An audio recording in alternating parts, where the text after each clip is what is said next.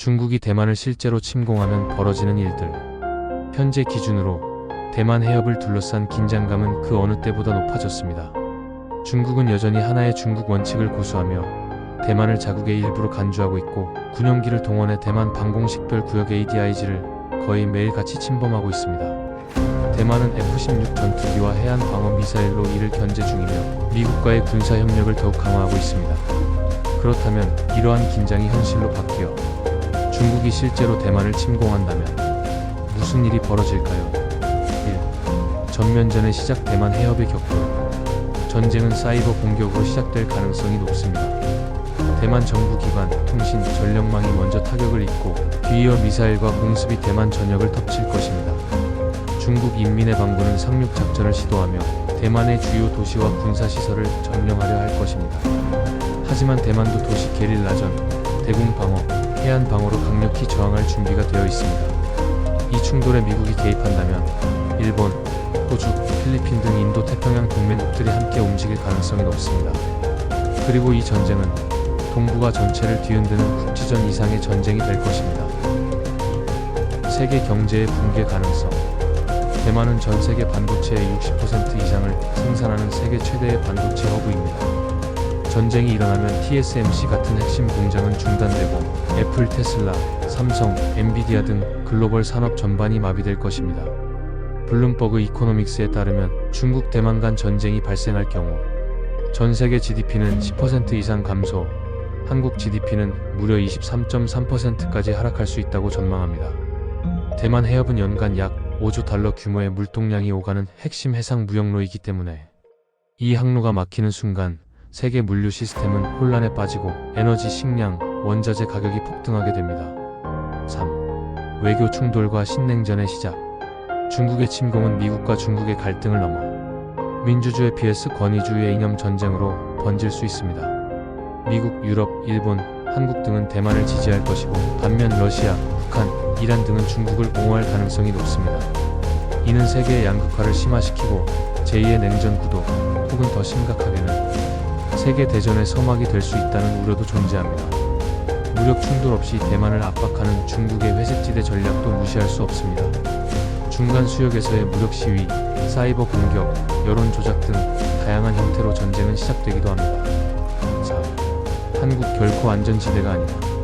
한국은 단순히 가까운 나라가 아닙니다. 직접적인 안보와 경제 충격에 노출된 국가입니다. 첫째, 주한미군의 전략 자산이 대만 방어로 이동할 경우 한반도 내 억제력의 공백이 생길 수 있습니다. 북한은 이 틈을 노려 핵실험, 미사일 도발, 국지 도발을 감행할 가능성이 있습니다. 둘째, 한국도 반도체 강국으로서 대만과 산업 구조가 비슷하기 때문에 공급망 붕괴, 원자재 폭등, 환율 불안 등 직접적인 경제 타격을 받을 수 있습니다. 셋째, 중국은 과거 사드 보복처럼 한국에 대한 경제 보복, 관광 제한, 무역 압박 등 더 강력한 조치를 취할 가능성도 있습니다. 즉, 중국 대만 전쟁은 곧 한반도 위기의 시작이 될 수 있습니다. 5. 전쟁은 끝이 없는 혼돈이다. 현재 중국과 대만 사이의 전쟁은 아직 현실이 아니지만 그 가능성은 점점 더 커지고 있습니다. 군사 충돌은 단순히 양측의 문제가 아닙니다. 그것은 세계 경제를 붕괴시키고 안보 지형을 바꾸며 한반도에도 거대한 파장을 몰고 옵니다. 전쟁은 총성이 울리는 순간보다 끝나고 난 뒤가 더 끔찍합니다. 국제사회는 지금 무력 충돌을 막기 위한 마지막 외교적 노력을 기울여야 할 때입니다. 전쟁은 게임이 아닙니다. 전쟁은 현실입니다. 그렇다면 중국 대만 전쟁이 실제로 발발한다면 우리는 어떻게 해야 할까요? 첫 번째, 국가 단위의 대응. 미국 및 동맹국들. 군사적 대응 결정. 미국은 대만을 방어할 것인지에 대한 전략적 결정을 빠르게 내려야 합니다. 이 결정에 따라 일본, 한국, 호주 등 동맹국들도 입장을 명확히 해야 하며 각국은 전시 대비 태세로 전환할 가능성이 높다. 군사적 지원. 대만의 무기, 군수품, 정보자산, 사이버 방어 기술 등을 직접 지원하거나 해상 공중 경계에 나설 수 있다. 미국 해군은 이미 인도 태평양 지역에 강력한 전력을 배치 중이다. 중국에 대한 경제 제재. 미국과 유럽연합은 중국의 침공에 대응해 금융 제재, 반도체 수출 제한, 무역 제재, 자산 동결 등의 강력한 조치를 취할 가능성이 높다. 민간인 보호 및 철수. 전쟁 지역에 있는 자국민을 신속히 대피시키기 위한 긴급 철수 작전이 발동될 수 있다. 외교적 중재와 연합체계 구축, 유엔, 나토, 아세안 등 국제기구와의 협력 아래 전쟁 확산 방지를 위한 외교적 노력도 동시에 추진될 것이다. 이 한국 정부의 대응, 안보 태세 격상, 주한미군과 협조해 한반도 전역의 군사 경계 수준을 높이고 북한의 도발 가능성에 대비해 전군을 경계 태세로 전환할 수 있다. 경제 충격 대비 반도체, 원자재 수출입에 대한 비상 대책을 마련하고 에너지 식량 비축 및 공급망 다변화 계획이 가동될 것이다.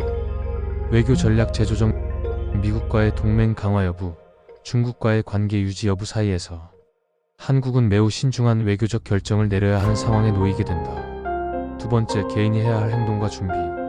1. 해외 체류자의 경우, 대만, 중국, 주변국에 체류 중인 경우 자국 대사관이나 외교부의 안전 공지에 즉시 주의를 기울여야 하며 필요시 대피 혹은 귀국 절차를 따라야 한다. 여행자는 대만, 중국, 남중국해 인근 지역 방문을 자제해야 한다. 2. 한국에 거주 중인 시민, 정확한 정보에 귀 기울이고 유언 비어나 SNS 루머에 휘둘리지 말고 정부와 공신력 있는 언론의 발표에 집중해야 한다. 비상 상황 대비 물품 준비, 장기전으로 이어질 경우 원자재나 생필품, 물가 등의 큰 충격이 예상된다. 일정 수준의 생필품, 약품, 비상금 등을 준비해두는 것이 바람직하다. 심리적 대비, 전쟁이라는 단어만으로도 불안을 느끼는 사람들이 많지만 당장 현실화된 위협이 아니더라도 냉정한 판단이 중요하다. 필요하다면 주변 사람들과 정보를 공유하고 함께 대응 계획을 세우는 것도 방법이다. 3. 인류 공동체가 할 수 있는 일, 전쟁 반대 목소리 높이기. 시민, 언론, 국제단체들은 전쟁 반대와 평화 유지에 대한 목소리를 내야 한다. 전쟁은 정치적 이해관계가 만들어낸 것이지만 그 피해는 시민들이 고스란히 감당하게 된다. 지속적인 외교 압력과 중재 노력 지지. 각국 시민들은 자국 정부가 외교적 해결에 더 큰 노력을 기울이도록 요구하고 참여해야 한다. 결론. 중국과 대만 간의 전쟁은 단지 두 나라만의 문제가 아니다. 세계 경제, 국제 안보, 그리고 우리 일상까지 연쇄적으로 영향을 받을 수 있는 거대한 충격이다. 국가의 대응도 중요하지만 시민 개개인의 냉정한 인식과 준비도 그 못지않게 중요하다. 전쟁은 누구도 원하지 않지만 만약의 상황에 대비하는 것, 그건 불안이 아니라 책임감 있는 행동이다.